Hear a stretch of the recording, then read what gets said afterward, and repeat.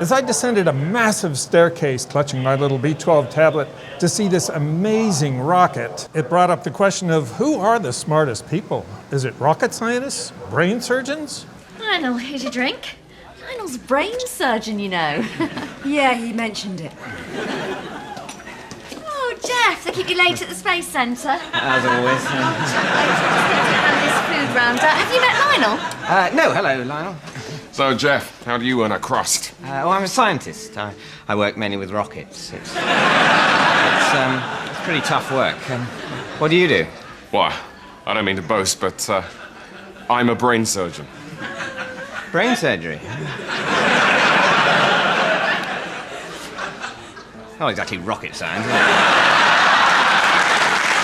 I see your brain surgery and rocket science, and I raise you 4 Nobel Prize winners to develop this. Some would say 5. B12 represents one of the safest medical therapies in the world and perhaps the cheapest and easiest, and yet it's responsible for saving maybe 100 million tragic outcomes in humans and even more than that in animals. But I think most of us have a tragic misperception about it, perhaps because of ads like this. B12, vitamin, bingo number. But if bingo's not giving you all the B12 you need for energy, concentration, and memory, what can you do? How about beef? A 100-gram serving provides over 100% of your daily value. Vitamin B12, plentiful in beef, not found in plants. That ad is absolutely accurate. Beef has a lot of B12 and plants have none. So what's the problem? The problem is there are a lot of reasons to be B12 deficient, and being vegan is just one. B12 deficiency can be very hard to diagnose, leading to some really tragic outcomes. In part 1 of this episode, we'll talk about what makes B12 so magical. In part 2, we'll talk about the symptoms of B12 deficiency, scary. And in part 3, if we do choose to supplement, how best to do it. Part 1, the magic of B12 comes from a crystal so beautiful you can buy beach towels and iPhone cases graced with its photo. It's got cobalt in the center, the exotic metal that gave ancient glass its lovely blue color. That's why they call it cobalamin, the cobalt vitamin. The crystal is so big and complex, Dorothy Hodgkin won the Nobel Prize in 1964 for figuring out its structure. One thing that makes it so magical is it's water soluble, so we can pee out excess B12 and not worry too much about toxic overload. We're not so lucky with its neighbor on the periodic table, iron, which can build up in our bodies and wreck us. I did a very scary episode about that. Ooh. Another magical thing about B12 in this crystalline form is how absorbable it is, much more absorbable than it is in food.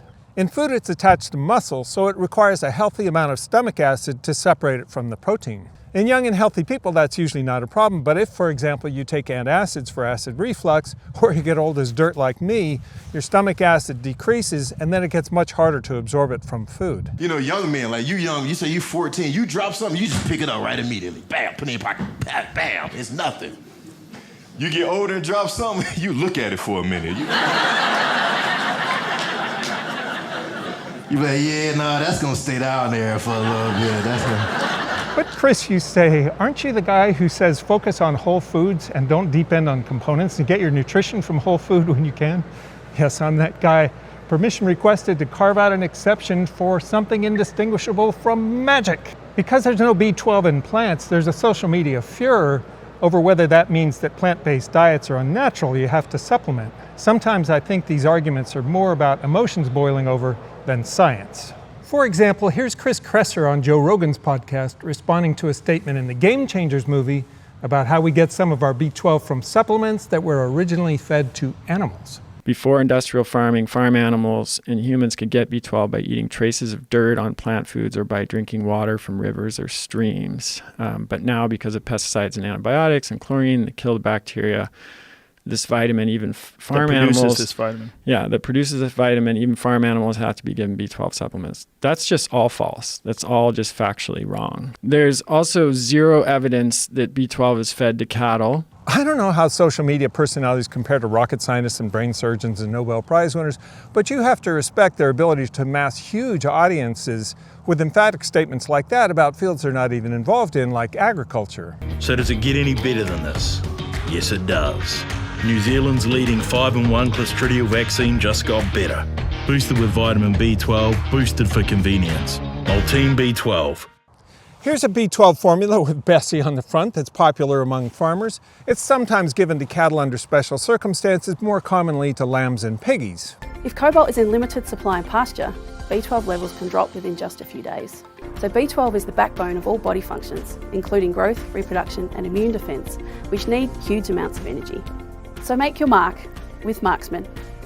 B12 is actually a product of fermentation by a few strains of bacteria. Some of them can live in soil, some in the rumen of cows, and you probably have them in your colon if antibiotics didn't wipe them out. As a former earth scientist involved in water testing labs around the world, I think I can safely say you can improve your B12 status by digging an outhouse not too far from your water well. Or better yet, using night soil in your garden. Ooh! But hey, that's what Matt Damon did when he flew to Mars and grew potatoes.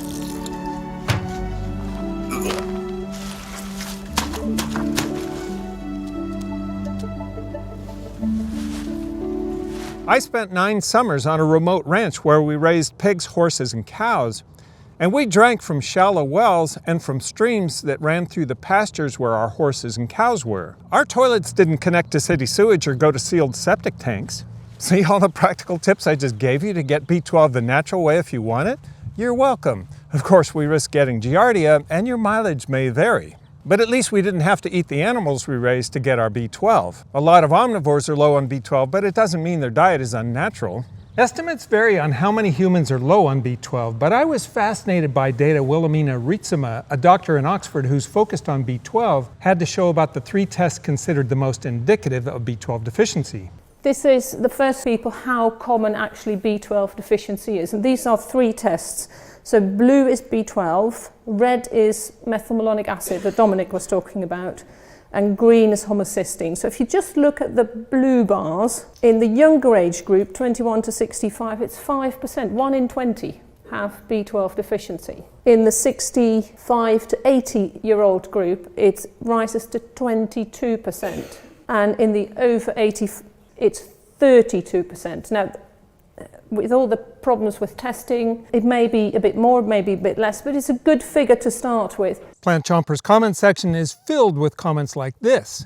Vegan is better than the standard American diet, but it isn't as healthy as an animal-based diet. You need no supplements at all with animal products. Why do you think that is? The disturbing thing is perhaps 3% of Americans are vegan, but many times that number have low B12. A high percentage of vegans in America know they have to supplement, but many omnivores don't believe they have to, perhaps because of an unintended consequence of beef ads. How about beef? A 100-gram serving provides over 100% of your daily value. So by the numbers, the population that's helpfully reminding vegans about B12 is a population very much at risk. I don't mind people making an issue of B12 with vegans because it is an issue. But by the numbers, believing animal foods will make the problem go away leads to tragic outcomes. I noticed the supplement salesmen who sell to high meat eaters, like Mark Sisson, Dr. McCullough, and Paul Saladino, have vast catalogs of supplements.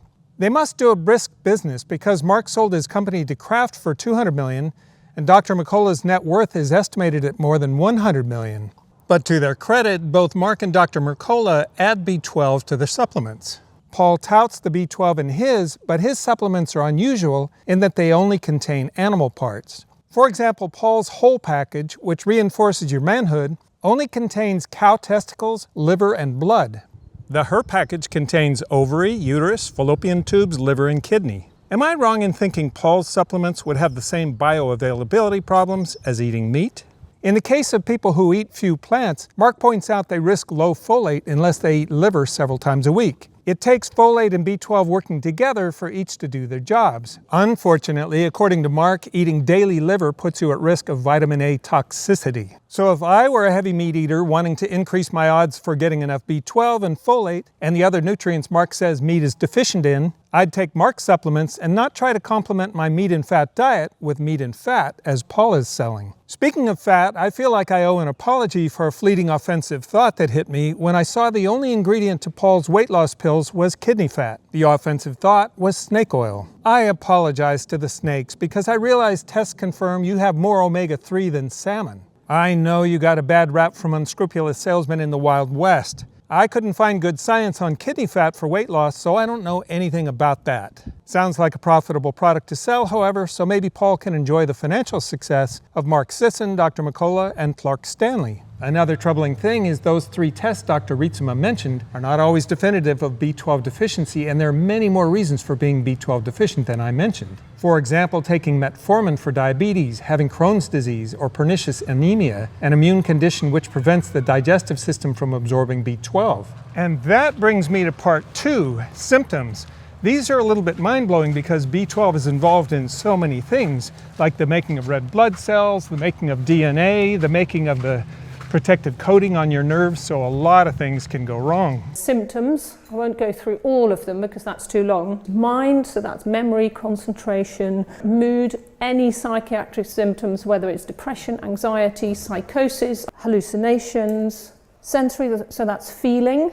So pins and needles, pains, numbness, muscle weakness, dropping things, especially cups seem to be popular for dropping, bumping into things. Autonomic, so getting dizzy when you stand up, maybe incontinence, maybe erectile dysfunction. General things like tiredness, they can't sleep because you can't make the sleep hormone, melatonin, no appetite. And then any fast dividing tissues need B12 or actually more folate, but B12 helps to recycle it. So that blood, guts, and to some lesser extent skin as well. So blood, anemia, but also other cells, white cells, blood platelets, and then the gut. It's the lining of the gut that can't regenerate as well. And therefore you get problems like diarrhea, weight loss, ulcers in your mouth, sore tongue, etc. Is it any wonder that several health authorities around the world, like the USDA, say everyone over 50 should supplement with B12 regardless of their diets? I read a very fascinating and eye-opening book, Could It Be B12? But I was very reluctant to recommend it for a while, because the symptoms we just heard about could be caused by so many conditions, and I didn't want to send patients scurrying to their doctors with false self-diagnoses. So I cross-checked what it had to say with respected papers like this one published by the Mayo Clinic, and it checks out. Diagnosing B12 deficiency is way above my pay grade, and I can't imagine what it's like to be a doctor who has to see a patient every 20 minutes with completely different diets, genetics, and health histories. And how do you diagnose something with such a wide array of symptoms, which could easily be from another cause? It reminds me of a joke from Jim Gaffigan about brain surgeons. Can you imagine the pressure on a brain surgeon? At no point during their workday can they say, hey, it ain't brain surgery. Doesn't it make you ask, what do I have to do to make sure this doesn't happen to me? Most scientists say B12 is a work in progress, where we learn more each year. But so far, it seems a beautiful thing about B12 is the risk of overdosing is low. For example, this paper from respected researchers didn't find an increase in mortality with heavy supplementation. That's a very good thing, because an increasing number of foods for vegans are B12 fortified, and who can keep track of how much you're getting? For example, my wife's B12 levels came back out of range high, apparently because she has a fondness for nooch, which is fortified with B12. Greens. Nooch.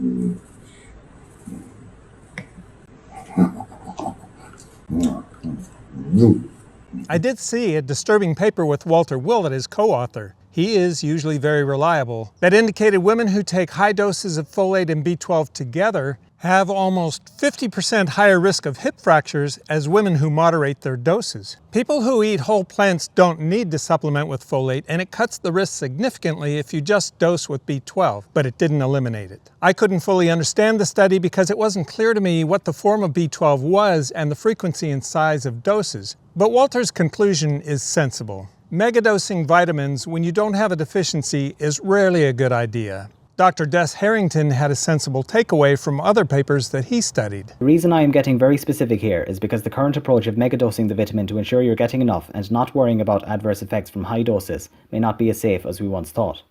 This evidence is only emerging, and there is a huge amount of data to say that high dose B12 is safe, but given that it is likely most people will get all they need from more conservative dosing, I have changed my own regimen and will now opt for the lowest dose B12 supplement I can find. How about that debate over the form of B12 you see all over the internet? Dr. Berg knows how to get the views. Just press the fear factor button without offering any facts. This splits off into cyanide. And you heard me correctly, I said cyanide. Now, I don't know about you, maybe it's just me, but I don't want cyanide in my body. Then your list of foods to avoid just grew longer. If I did the math right, a single average almond has more cyanide than a 1,000 milligram B12 supplement. Doctors Barnard and Klaper are very knowledgeable and take a very practical view. Now, which form of B12 is best? You will see it as cyanocobalamin, you'll see it as methylcobalamin, and you know what? They both work. They're both safe. Some folks don't want to take anything with a molecule of cyanide attached, even though the amount is so trivial. I don't think it has any serious pharmacologic effects. But if you don't want the cyanide at all, then you can get methylcobalamin. But if you're someone who really wants to know the differences, Doctors Harrington and Greger are very knowledgeable on this topic, and I'll link their videos in the description. Given the unjustified condemnation of cyanocobalamin, methylcobalamin has been more heavily promoted and used recently. This is not recommended. See, methylcobalamin is less stable than cyanocobalamin and is particularly susceptible to photodecomposition, meaning destruction from being exposed to light. Speaking of Dr. Greger, he had a couple of important things to say. Note, I also recommend ideally taking it separately as a chewable sublingual or liquid supplement. Why can't you just get it as part of a multivitamin or something? Because various vitamins and minerals mixed into the same pill can destroy active B12, forming B12 analogs, B12 lookalikes that not only can our body not use, the analogs can be potentially harmful because they can inhibit the transport of what little B12 is left.